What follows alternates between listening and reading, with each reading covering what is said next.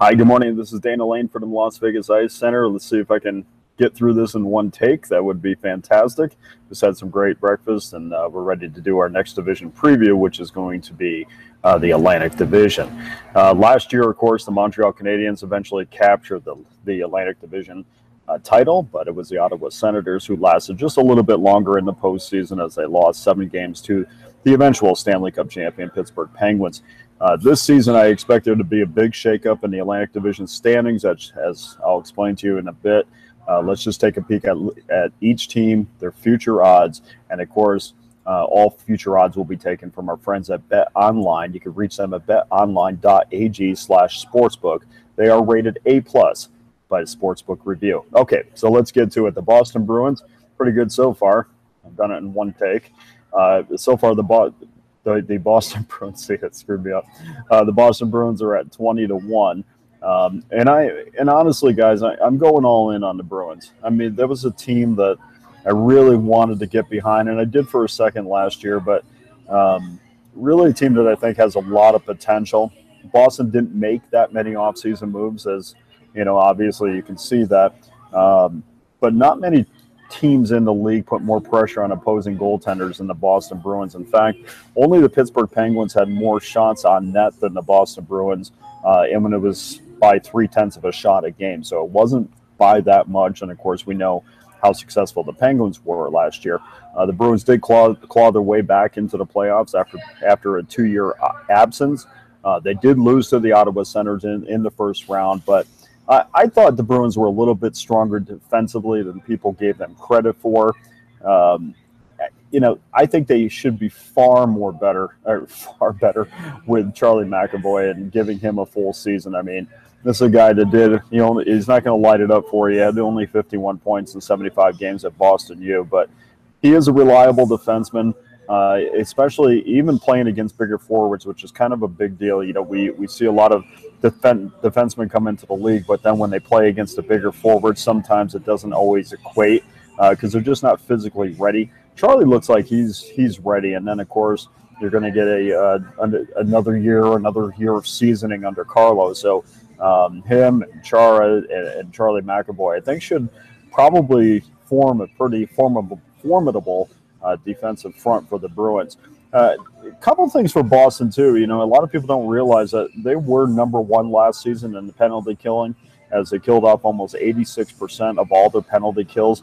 I guess my only criticism of the Bruins comes from just not seeming to have that another level of intensity.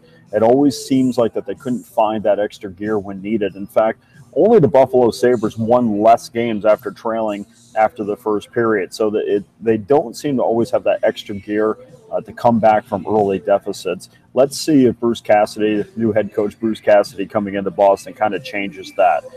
In order to fulfill my prediction, though, Boston must have a big season from Brad Marchand. Of course, Marchand had 85 points last season, plus 18 more importantly. David Pastrnak, 70-point season, plus 11. They'll get plenty of chances to support each other, considering they're playing on the same line with Patrice Bergeron, who only had 53 points last year. Kind of a down year for Patrice, but he still was a plus 12. And I think Patty's probably still battling some injuries, so he should be 100% this year. But if Marchand and Pastrnak and Bergeron are healthy, I mean, that line's as good as anybody in the National Hockey League, and hopefully Pastrnak can put this contract negotiation behind him and focus on the season. I'm on Boston this year to be a surprise winner of the Atlantic, and I'm certainly going to bet that they're going to go over that 44.5 total that they're projected to have this season. That brings me to the Buffalo Sabres. Yeah, look, it's a fresh start for the Sabres. They have a new head coach in Phil Housley, new general manager in Jason Botterill. Many view last season as a regression from 2015-2016, which it was statistically. In the standings, it was a regression for sure. But let's not forget, Jack Eichel had to deal with a high ankle sprain. Evander Kane, a lot of people don't remember that Evander Kane got run into the boards and, of course, cracked his ribs. And thank you. He cracked his ribs, and of course he wasn't 100% for the rest of the season. So if you get 100% out of those guys, Eichel had 57 points last season and Kane had 43. And I think you can kind of pencil Kane in as somewhere between a 25 and 30 goal guy. Those were 2 injuries last year to kind of seal their fate. So in order for them to make a playoff push, they have to stay healthy. They must improve defensively. They did trade for Nathan Beaulieu for a 3rd-round pick and then acquired Marcus Scandella and Jason Palmaville from Minnesota, and then in return gave them Marcus Foligno and Tyler Ennis. Victor Antipin is coming over from the KHL, only 98 points in 266 career games over there, but it's not that big of a deal for a defenseman. Let's see how he transitions over to the National Hockey League. He is, from all accounts, I don't have a KHL package, so I haven't seen him very much, but for the people that I've talked to that know him, says he's very mobile, he's a reliable defenseman, and he probably will be a nice complement to Ristolainen, Zach Bogosian, Jake McCabe, and Josh Georges. So Sabres are going to improve for sure.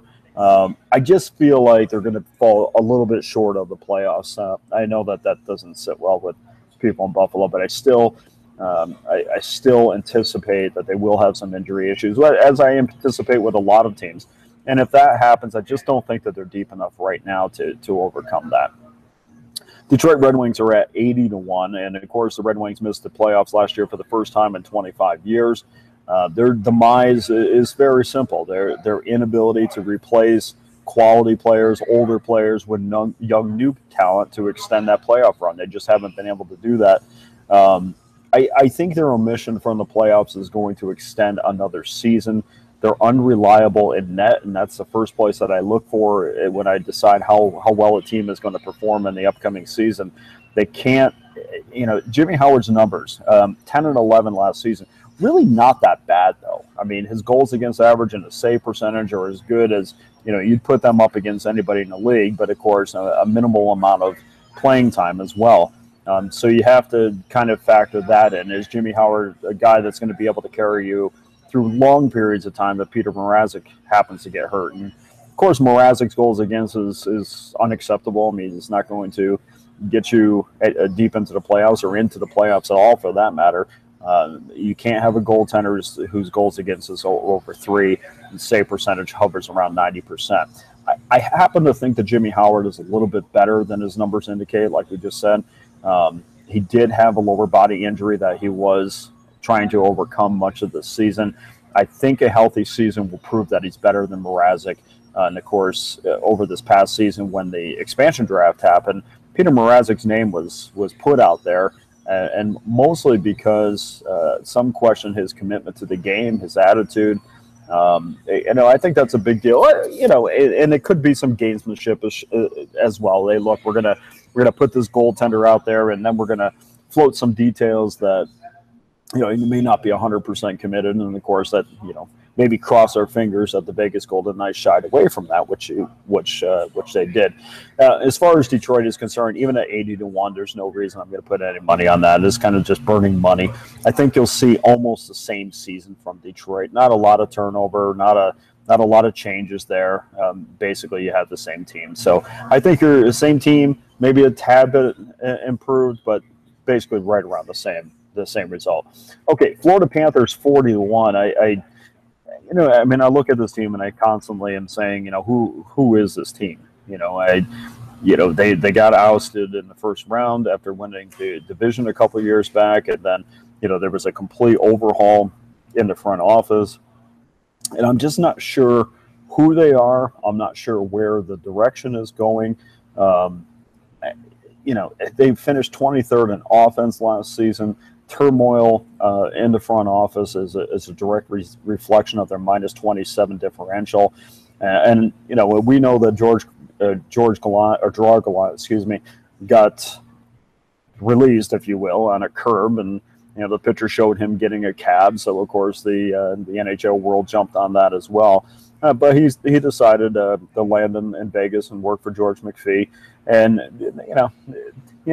basically he got let go because he didn't embrace analytics, and to listen to Gallant talk, Gallant says, hey, look, this is not it's not just about analytics and it's not just about numbers, which I 100% agree. And it seems like that the Florida Panthers were trying to go in that direction. And then, of course, two-time general manager Dale Talon, who is now back to being a general manager, got quote-unquote promoted, and now is back in that role. There's just too much turnover and turmoil in that front office for me to have any kind of confidence in the Florida Panthers.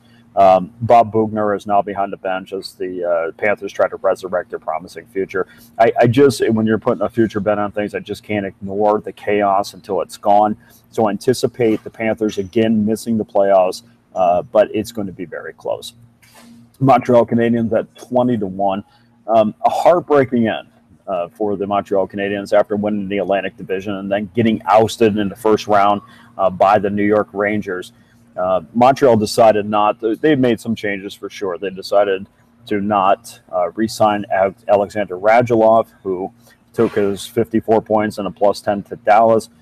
They replaced him with Jonathan Drouin, which, basically for me, statistically at least, it's you have the same player, you're going to get the same results. The only thing is I think that they believe that Drouin has a lot more upside.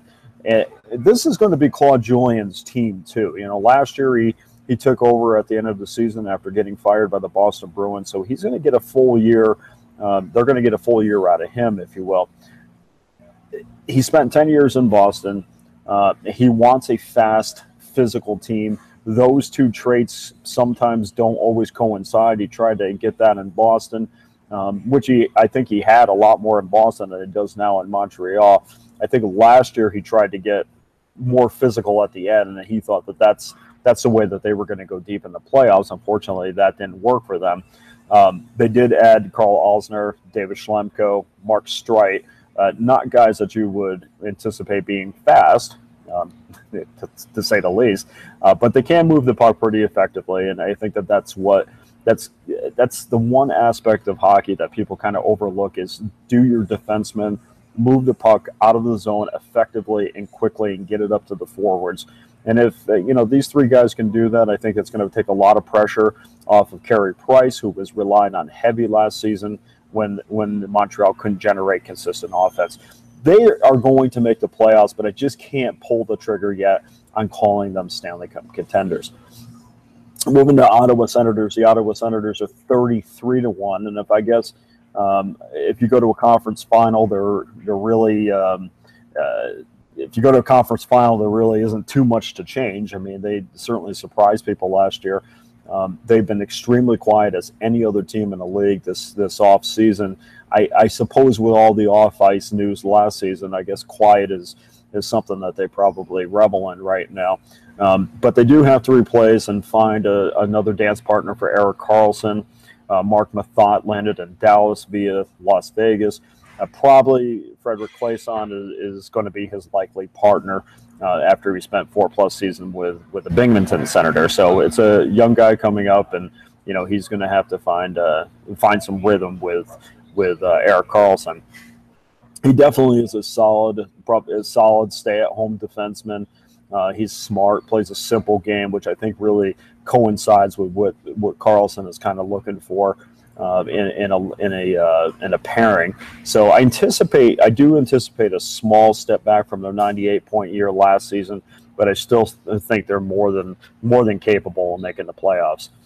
Tampa Bay Lightning at 12-1. I mean, this is I'm not going to do like everybody else does. I mean, Stamkos is coming back, and Ryan Callahan, and everybody's jumping on the Tampa Bay Lightning as the team to beat. Well, that may be true, but despite the injuries last season, they only missed out on the playoffs by 1 point. And a lot of people say, oh boy, if they had Stamkos and this didn't happen or that didn't happen, they would have been in. And if they got in, they would have been dangerous. And that might be true, but playoff teams don't lose at home to Arizona late in the season. And that game particularly is what cost them a playoff appearance.